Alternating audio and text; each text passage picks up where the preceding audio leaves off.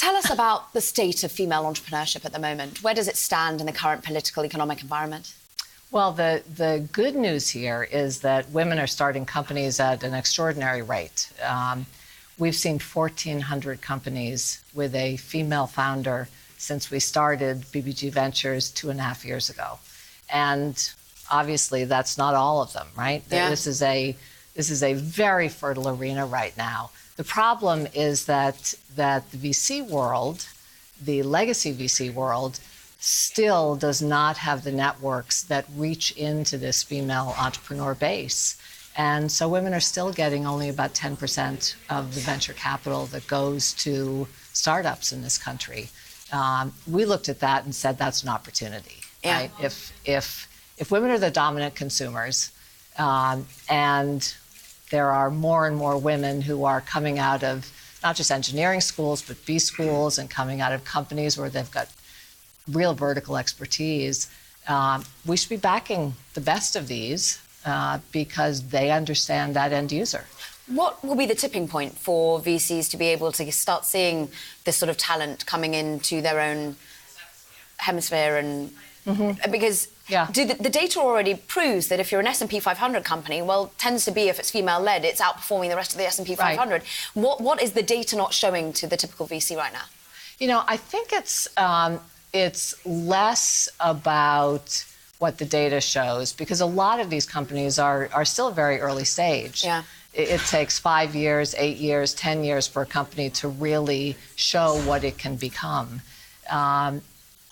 But I think what you're seeing is that there's at least a recognition that they need to open up their partnerships. And several of the most storied VCs, Sequoia, for example, just brought in their first female partner.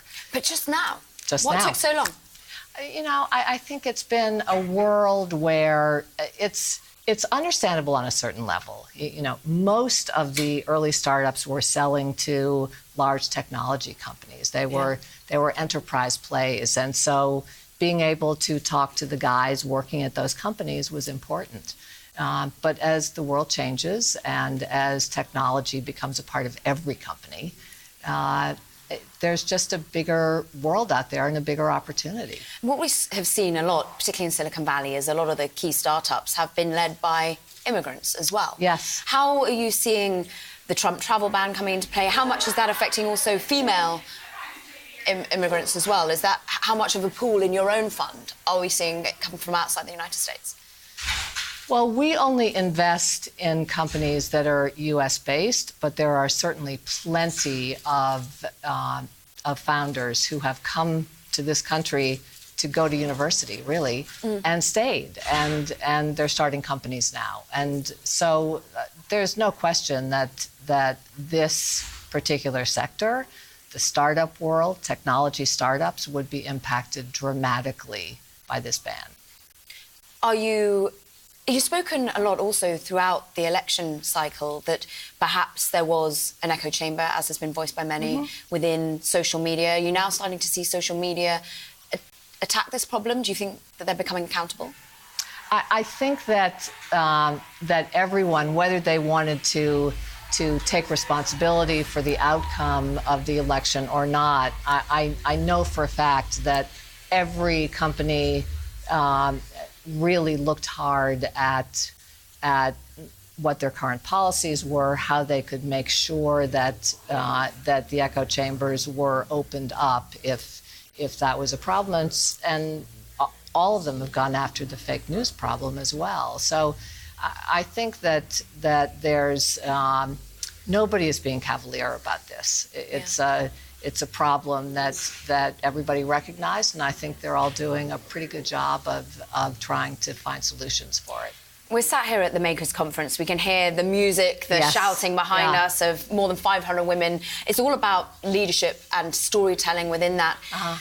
It feels optimistic here. Are you optimistic about the talent pool that is currently coming through? Are the STEM subjects being adopted by US youth at the moment to feed the talent pool you want to invest in? You know, I'm optimistic about a lot of things. I'm very optimistic about this conference. You know, everybody talked about it coming in as the meeting after the march. And if you were in in DC or in any of a number of San cities Francisco, around the country.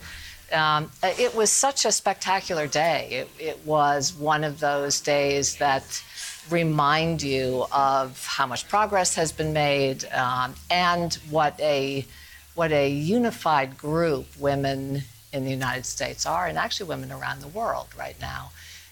And the message was very simple: we're not going back, right?